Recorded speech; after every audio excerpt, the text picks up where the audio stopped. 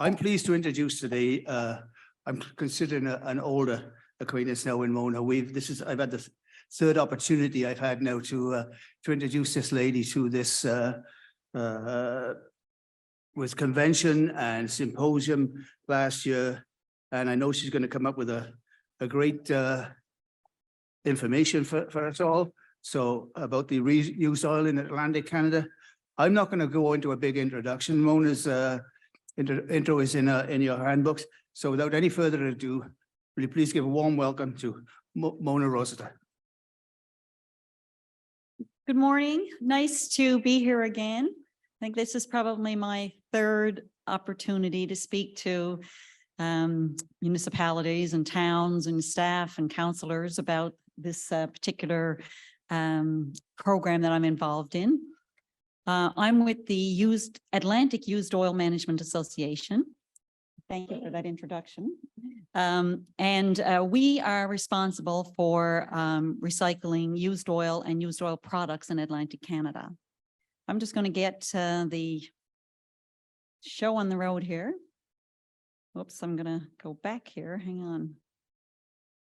So who are we?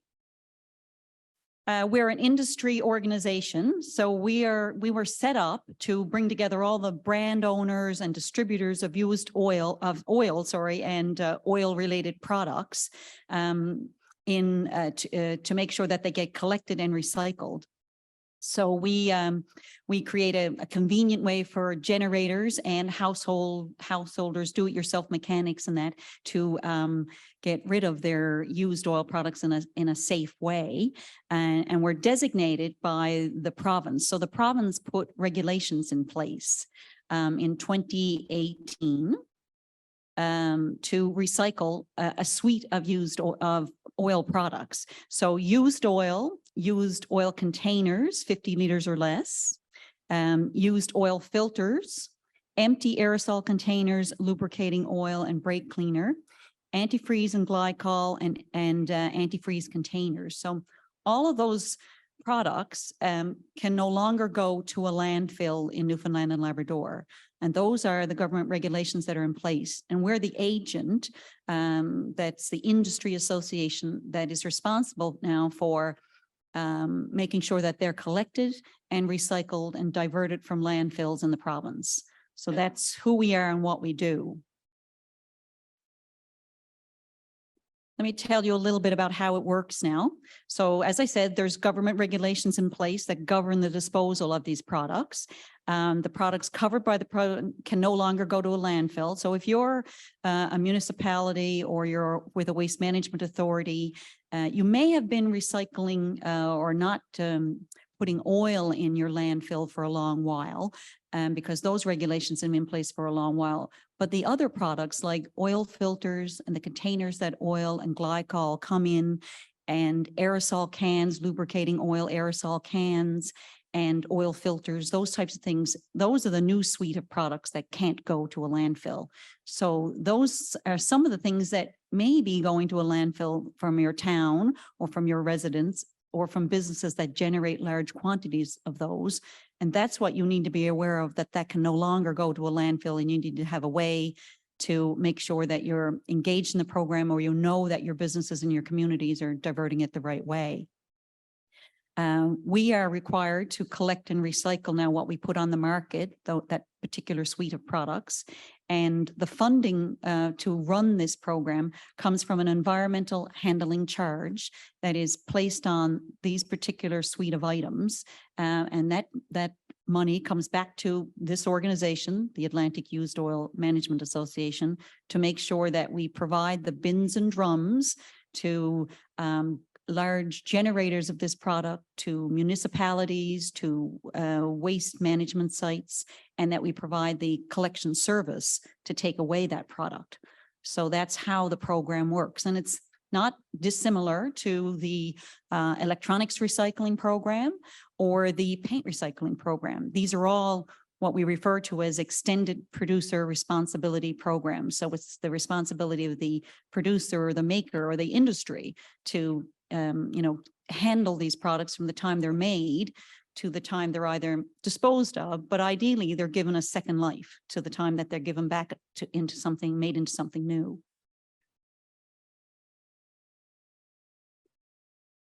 So a little bit more about how it works. So we have a number of registered collectors in the province that are registered with us. That means they have the right certificates and environmental approvals in place to safely collect used oil products.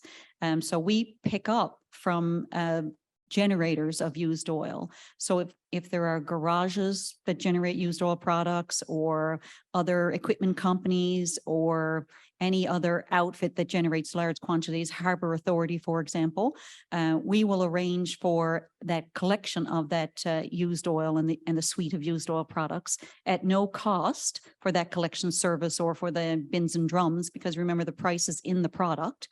And then for consumers, we have set up a network of participating garages and some other waste management sites and some towns that actually take the product, and then our registered collectors will go and take away that product from those sites. So there's a network around the island where householders or do-it-yourselfers can drop off their products. That if you have a gallon of old oil in your shed or your garage, or you have some old oil filters you took off an engine, or you have empty plastic containers that you've collected in your garage or your shed, well, they can now be disposed of safely by dropping them off to a participating garage or facility that's working with us, so that it doesn't go to a landfill and it gets collected properly and recycled.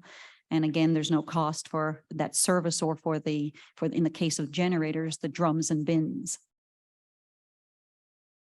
So a little bit about what we know, sorry, and how are we doing so far. So this program began in Newfoundland about 2019 in earnest. The regulations that came into effect in late 2018, and we got the process started in 2019. So we've been operating for 2 years, and then we had COVID in the middle of all that. So, and then we did some research to figure out, thank you. We did some research to, find out a little bit of important information that we felt would help guide us in delivering this program, finding out where the challenges are, where the issues are, how we could better deliver it. 29% of Newfoundland households report do-it-yourself oil change, and they have oil filters or containers to dispose of. So that's, a third.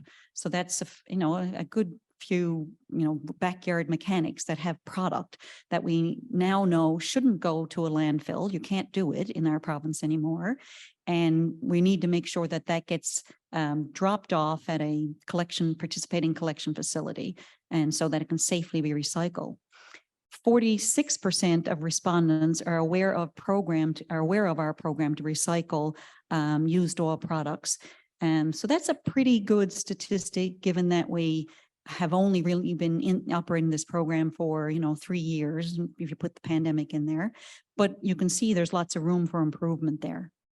And that's why I'm here today, obviously, to talk to this audience, but hopefully that you'll help me spread the word as well and take this back to your counselors and to your businesses and to your community. 37% are aware of drop-off locations. So again, it's pretty good, but we have lots of room to grow that awareness. And another reason why we're here today, and I'm explaining the program, and we'll have our booth outside in the other room, so you can ask me, specific questions if you have them about how it could work for your municipality. Municipalities are the least likely to be aware of the program. So in the research that we did, we found out that in talking to some municipalities and talking to waste management authorities and doing, telephone surveys, that municipalities weren't always aware of these new regulations and the fact that this particular suite of oil products has to be diverted from landfills. So that again, helped me say, well, I think we need to get in front of the audience here and explain what the program is, how we do it, and how you can be a partner with us. And when talking to the waste management facilities, we also learned that there were 3 or 4 that weren't really aware of it as well. So again, this is, helpful research to us because it tells us it's not the fault that you don't know it. It's that we need to do a better job in communicating it, getting in front of the right audiences, doing more awareness raising, more promotion. So that's been a big effort we kicked off in 2022 to start to build a higher level of awareness of this particular recycling effort in Newfoundland and Labrador, because it is relatively new. Let's see.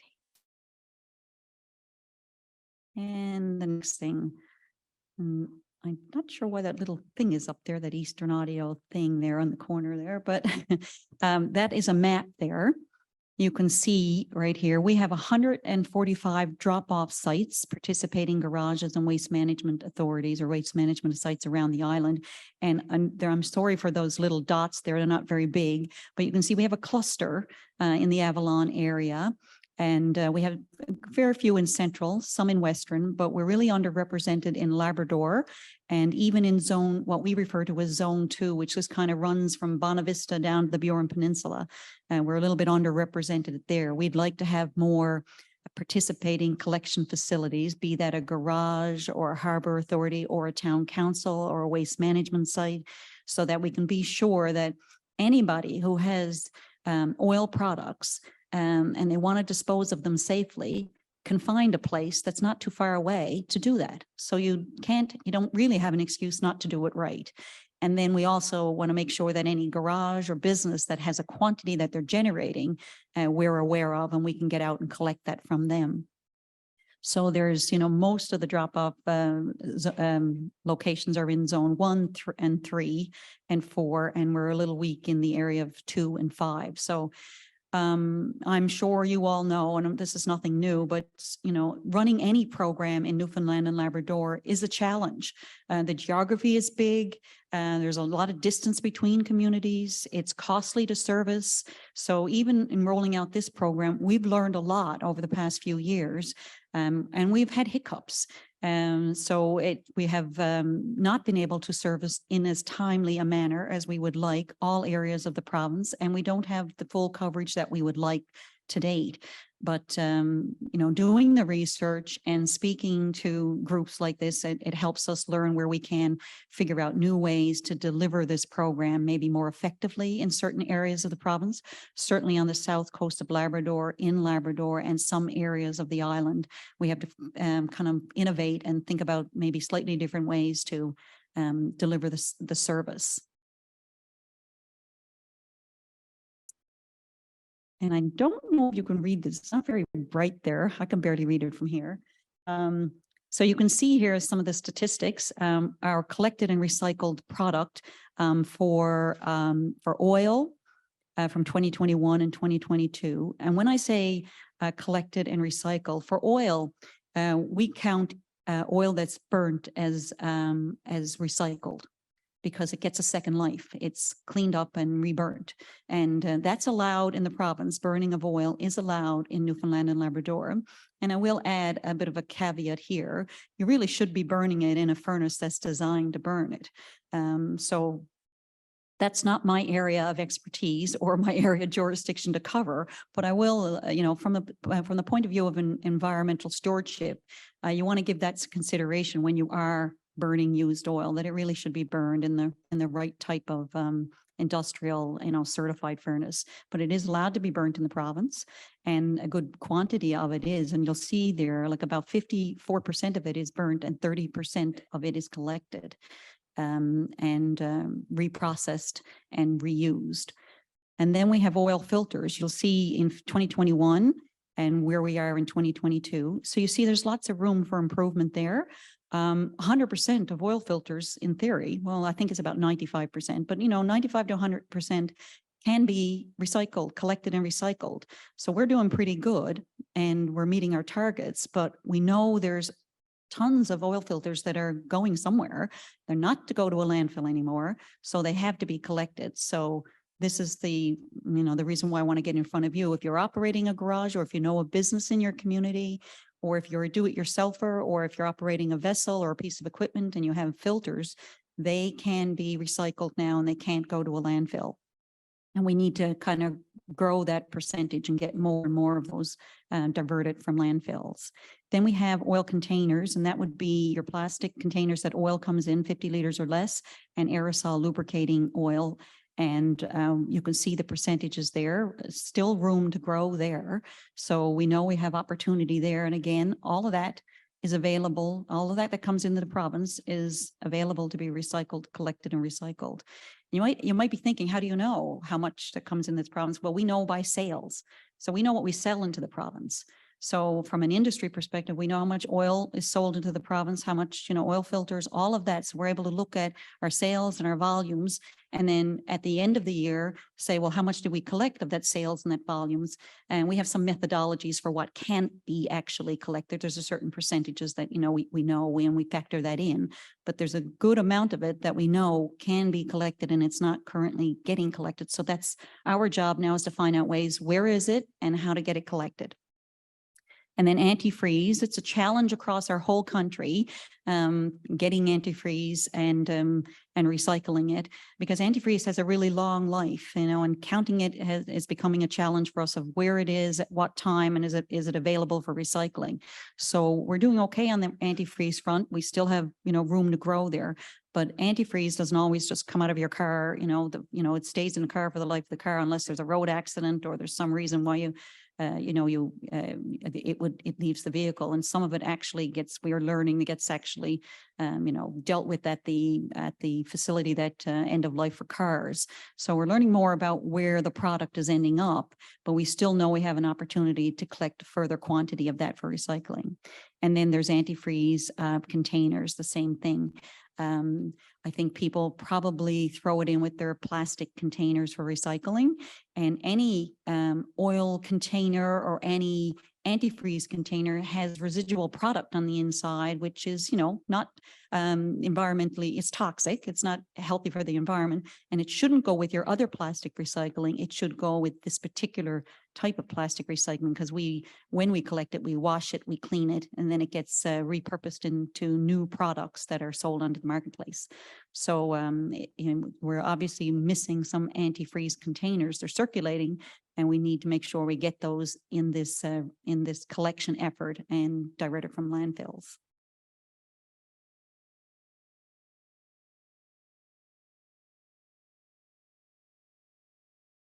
Not having a look here. Here we go. There is another slide. Okay, so how can we better work together? So I have a few suggestions here as your representatives from municipalities and towns and others and staff. You can get set up with bins and drums and collection service yourself as a municipality. So if you have a municipal depot and you service your own vehicles, or you from time to time change the oil filters or the oil, and you're doing that at a depot, well, you should be set up with bins and drums and a collection service to take that away. And some of you may have been set up with a collection service taking some of that away. And under this program, you no longer need to be paying for that service. So you may be continuing to pay for that, and you shouldn't be. So you want to kind of explore that. And if you are generating any of this product and you're not currently diverting it and getting it collected, then you need to be doing that.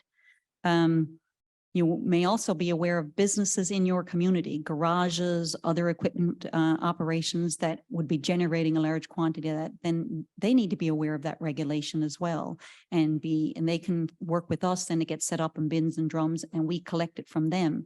And many of those garages or other equipment organizations and service centers may have been getting it collected as well, certainly oil, but maybe not the full suite of products, and they would have been paying for it. In this case, they don't need to be paying for it anymore because it's already in the price of the product. So they would be paying twice if they're continuing to pay. So this is some important information that you need to be aware of, and be sure that the businesses in your community are aware of it as well, and direct them to our website or to me to explain that to them. We need you to, continue to run household hazardous waste days, because it's, often very helpful to get, their do-it-yourselfer to bring their electronics or their paint. Well, now we need to ask you to, including your advertising, to bring the used oil products. So if they have used oil, if they have old oil filters, if they have old oil or glycol containers, if they have lubricating aerosol containers, if you can add this to your household hazardous waste days, then we can work with you or your fire hall and make sure that we give you the bins and drums for that collection day. And then we provide the service at the end of the day or the day after to come take it away. So we can work with you. And that's a good way to divert and try to raise the awareness locally in your community about the need for these products to be recycled now. You can also be a partner with us in underserviced areas. So we've kind of identified some of the underserviced areas.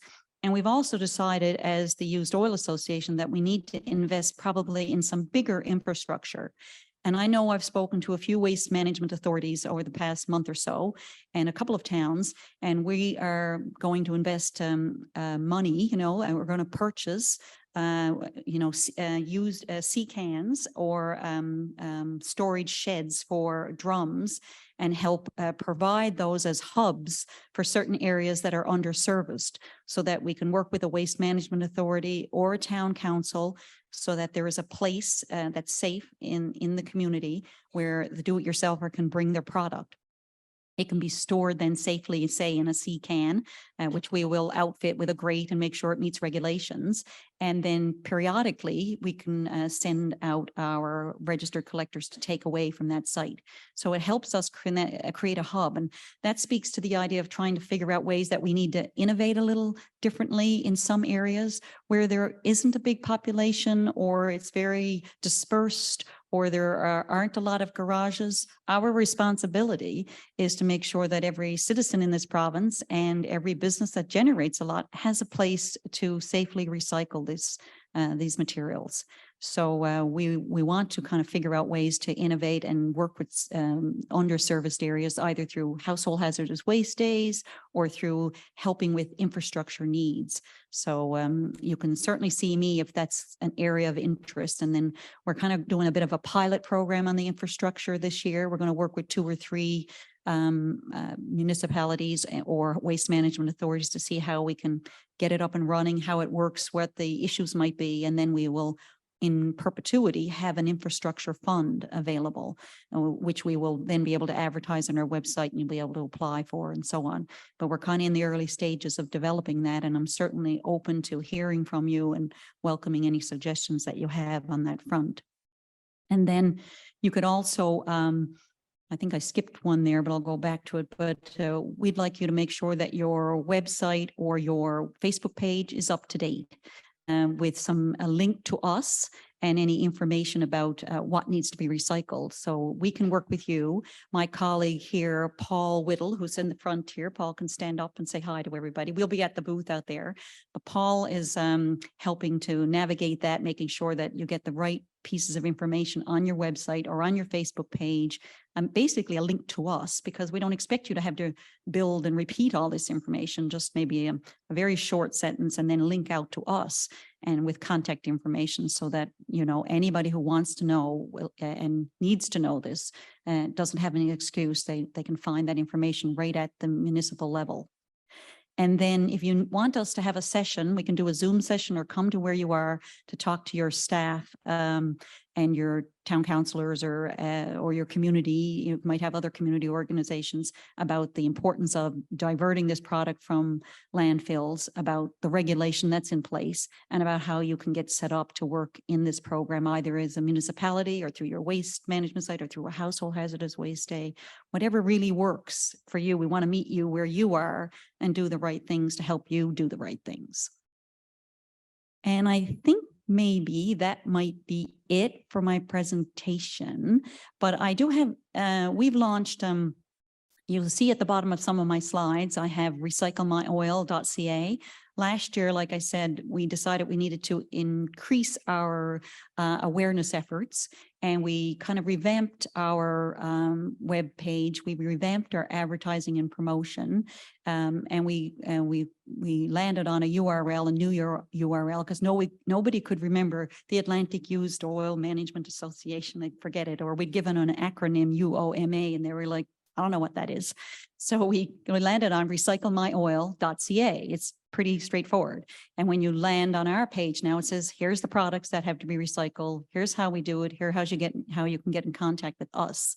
And we've then based on that, we kind of leveraged off of that and built a new advertising campaign. So we're running ads now during oil and tire change season in the spring and the fall, and promoting the recycling of these products.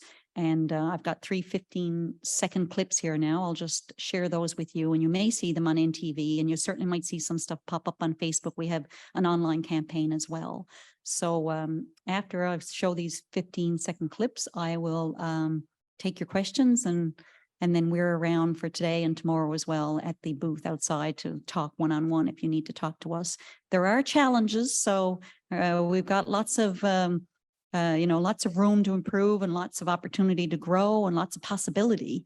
And I think, as Dale said, to leverage off that, you can cooperate regionally as well. If there's a lot of small towns with a small quantity, we'd look for ways to try to work together as small communities and maybe be able to create a hub in an area and service lots of you without having to have something at every station.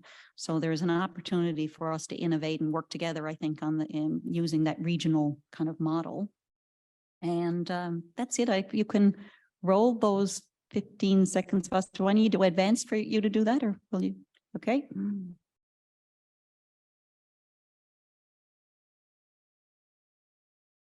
I don't think we have any sound. Gotta go back. Yep. No sound here.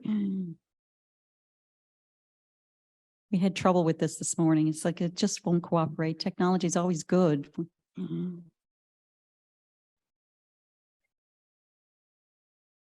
We still have no sound. Wait till we get our sound. Oh, there is sound.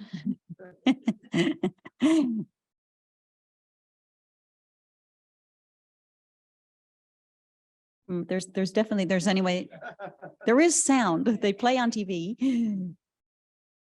I don't know what's going on here. Anyway, you get the idea, so I apologize for that. Yeah, but anyway, we're running 3 15-second ads, which you'll see, and it's like, earn a smile, get the nod, wave goodbye.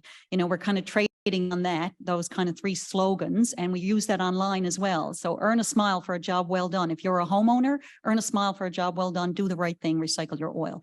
Get the nod for, for doing the right thing. If you're a garage owner and you're thinking about chucking away a plastic container, get the nod for a job well done. And then if you're again a garage owner and you've got an oil filter or something, well, get the wave goodbye to your plastic containers, or get the nod for disposing of your oil filter correctly. So it's kind of trading on those kind of slogans, and you'll see that on Facebook and on YouTube, and as well on ads that are running in the province up till about June, and in the fall again we'll run those. So hopefully you'll see them, and it'll remind you to do the right thing for used oil products in this province. And I'm happy to take any questions you may have now.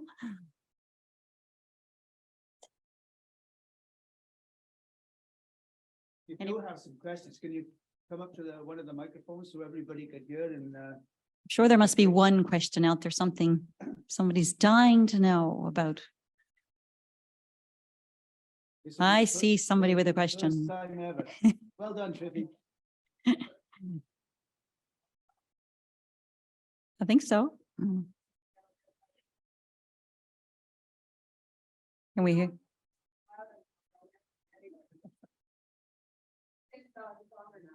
What is your preferred distance between hubs that you can actually justify doing? So we actually don't have a preferred distance at this point, but we're looking at that. So we've looked at the electronics recycling program and the paint recycling program, and we're in close contact with them. And that's why we kind of identified some underserviced regions, because we looked at, they have built into their regulations where they need to have, the distance between. So we're looking at trying to get comfortable what we think is a reasonable distance that any householder should be able to easily, get to. And so that's why we're looking at kind of having hubs in areas that are underserviced. And we haven't really settled what that could or should be, but certainly, you don't want to drive 2 hours with your used oil or used oil products. You want to be able to get it within a reasonable distance of your community. Right. So that we're looking at something that makes sense for, depends on the area, but something that makes sense for anybody to be able to easily get to. That's what I was thinking of, because if you think about it, who wants to be transporting that in a vehicle to start with? Right. So, and how do you become part of the program?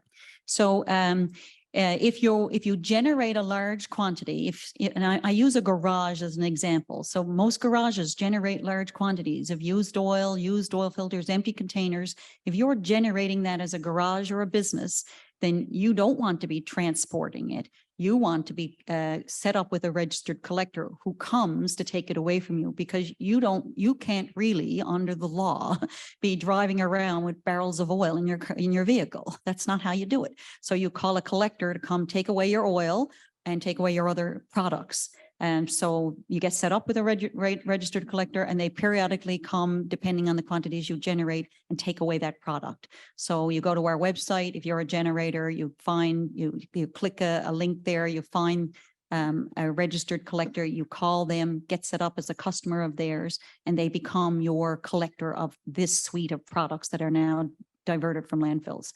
There's actually 2 collectors you have to have, because we have one collector that takes away the plastic, and we have another collector, or 2 or 3 actually now, that take away the other 4 products, the oil, the glycol, and the used oil, and the aerosol, and the filters, right? So, but anyways, that's how you do it. You have to get set up if you're a generator. If you're a homeowner, you generally have small quantities, and most people, when they drain oil from the car, or they have a quantity, they put it back in an old, oil container. It's okay to put the cap on that tight and take it then to one of our participating collection facilities, which are largely garages. Many garages will just add it to what they're already generating, and then you've safely disposed of it, and then we go take it away from them. So for the most part, it's garages or waste management authorities that are partners with us and are set up to actually take that quantity of oil, or those oil filters that you might have, 2 or 3 of them, or that little bit of glycol you have in a butter tub, or, they're there to safely take that and put it in with what they're already generating. I hope that helps. Well, there's a lady in the back with the microphone, so. From town of Porteswan. Hi. I noticed you're lacking some hubs on the Northern Peninsula. And then you alluded to the paint and electronic collections. Have you considered, or maybe you already are partner with them, say if we were a hub and you had a container that we could collect all 3 in the same place? Yes. So 2 things. We've just recently started conversations with Norpen, so that we could work with Norpen to provide sea containers to their sites. So we haven't worked out all the details, but that's likely going to be a project, because it is sort of an underserved area. The problem with us having one container for all 3 products is that ours contains liquid and is toxic, and we can't have it in a place where there's electronics and paint. So they have to provide their own container units for theirs, because ours, will contaminate everything else if it got tipped or anything. So that's why and I know both of those organizations I know the electronics certainly has partnered with some communities with sea containers. I'm not sure about the paint. I think they have as well. But we all kind of need to have our own infrastructure, because we can't cross contaminate, because then if we spill oil all over the electronics products, then they become or more difficult to recycle. So we have to have separate containers, and ours our customized sea container has to have a grill in the bottom of it. So, the spill containment and stuff like that. So we have a few more steps to go through, to provide the right type of unit for used oil collection. But we are partnering and looking at that kind of approach. And we do talk to one another, make sure that, like, if they're saying, look, I've been out to an area, I'm getting electronics, they're struggling with paint, or they're struggling with oil, they'll get a hold of me and we'll have open the conversation then to help. So we do talk to one another to try to figure out solutions. Hi. Yeah, so we're from a small municipality too, Lark Harbor. Just wondering what us as municipalities can do to try to enforce. We have like smaller garages, plus we have bigger companies that are construction companies, which are obviously using oil filters for their heavy equipment. So what could we do as a community to try to enforce it, or see if they are actually doing the right things to go about recycling their oil and filters in the proper way? Well, it's a challenge. I know you don't have enforcement, Right. and in fact, our organization is not responsible for enforcement. That would be a provincial government responsibility. And I know our organization has worked closely with the MMSB. This was in the early stages of rolling out the program, where we actually sent a joint letter from the MMSB and us saying, did you know this regulation is in place? Do you know these can no longer go to a landfill? And here's how you can get involved and get set up. Now, we did that like 2.5 years ago. So I think it's time, and I actually have raised this with the MMSB, and they're certainly willing to be a partner with us to do probably another round of letters to businesses. Yeah. Because your guys, I know you're stretched thin, you're not in the business of enforcement. So I think, and I often say this to my, colleagues that I work with, and also with our regulators, that, sometimes when it comes from us, they see it as maybe a nice to do, but I don't have to. But when it comes from us and the MMSB, it's seen as it's a requirement and I have to do it. Yeah. So I think we'll partner again with the MMSB to do a joint letter as a friendly reminder that this regulation is in place, and that you do need to be sure that you're diverting it. You can't just throw it in your regular garbage at your business, or as a household, you can't just put it in your regular garbage.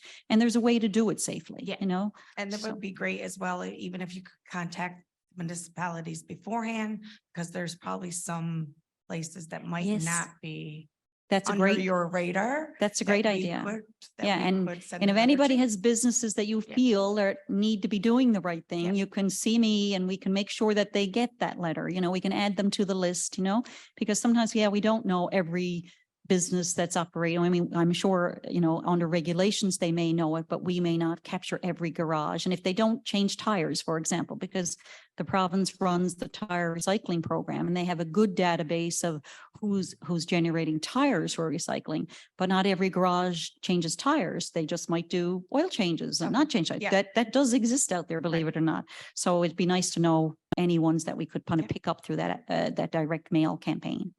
Thank you. Okay, that's good Lady in the suggestion.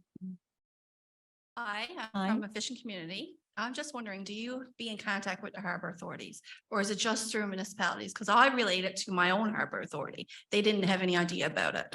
Yes, so we did a presentation with DFO, and we actually went to the Harbor Authorities Convention in the fall, and we've been there twice and explained how the program works. So there's a little bit more complicated with harbor authorities because most harbor authorities are operating on DFO land. So DFO needs to be involved in the discussion if a harbor authority is going to set themselves up with bins and drums so that the vessels have a place to put it, or if you want to become a collection facility area for your community. So usually what I ask harbor authorities to do is to see me, and then I'll collect myself and the DFO. With three of us, we'll have a three-way conversation so that we can be sure that DFO is approving of the bins and drums on the DFO owned harbor site, So it's usually a little bit more complicated, but it does work out. We're working with a number of harbor authorities. So if you want to see me, then we can set up that three-way I'll conversation. see you because I'm going to bring Yeah. them back some more information about it. Okay, so- great. All Yeah, right, thank you. perfect. Okay, we have time for one more question. Go ahead. Just wondering how it's being enforced. What is going on for garages and businesses that aren't following these, or households that aren't following these, and they sneak their oil containers into their garbage or their oil filters into the garbage. I can't speak to the enforcement, and I know it's a challenge for our province to have the right level of enforcement for all of the recycling efforts that happen around the province. But for the most part, and I feel confident in this because my colleague Paul Whittle here visited practically every garage on this island, at one point or another over the past few years. And the benefit for garage is that previously they were paying to get their oil and some other oil products taken away. And now that took away that cost from the business, and they get that collected at no cost to them. They don't have to pay tipping fees or the cost of a collector to come take it away. So it took some of their business costs, which they were pleased with. But the other thing is too, if they were recycling a couple of products, they came on board pretty easy in recycling the rest of them. But as for the enforcement and policing, that is a provincial government responsibility to enforce and police. And our best, I guess our best tool really is to drive that awareness and to encourage that this is the right thing to do. And also to make sure that the service is there and available in as timely manner as possible, because that's a challenge. And I'll freely admit it, that if you're not getting collected from regularly or reasonably regularly, you might do the wrong thing. So part of what we're trying to do is to make sure that we can have the program, make sure that the right collectors are in the right place at the right time, in a reasonable length of time, taking away the product, because then you get a higher level of participation when it works well. It's when it's not working well is when you get a lower level of participation and people thinking, heck, I'm just going to chuck it out, So our goal is to try to get it working well and working right. So there's no reason not to do the right thing. So that's the challenge with everything. And I'm sure in all kinds of other programs you're running, that's probably a challenge as well. Thank you for that question. That's a few questions I hope I've answered, but I'm around for one-on-one conversations, and so is Paul. And watch for our ads. I think they're running on NTV during supper time and online too. So hopefully you'll see them and it'll prompt you to spread the word. Thanks very much.